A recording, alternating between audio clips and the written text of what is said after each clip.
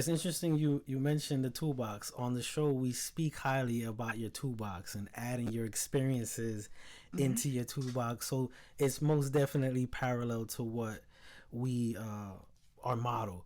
What was the driving force behind you continuing and thriving in that field, which I know for a fact you're being very humble about some of your experiences and some of the roadblocks that were naturally there and put there. But what was the driving force that kept you going? Two, two forces. One, I came from very humble beginnings, as a lot of us did. Everybody has their own story. I was the first person in my family on both sides to graduate from college.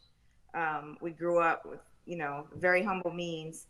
And so I had just a deep desire to change the trajectory of my family. And it's not that I didn't come from a family of people that worked hard. My grandfather is first generation Italian American, so I have the signature signing in at Ellis Island, right, from Italy.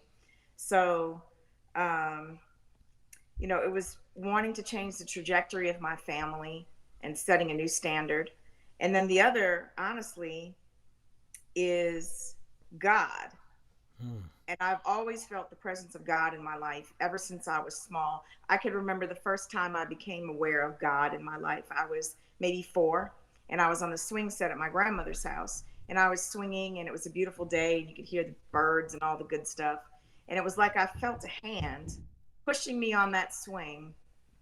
And I don't know, there was a comfort in that. And so I would tell you that, you know, I believe that God puts in each one of us special gifts and talents, and they're yours. They're exclusive to you. And that our purpose is to uncover, discover, and refine those special gifts and talents. Because when you do that, you're going to align and operate in your purpose. And, we hear the expression purpose driven life, but this has always been my life. And so I had a deep connection and desire to align with my purpose where I felt my gifts were so that I could be a servant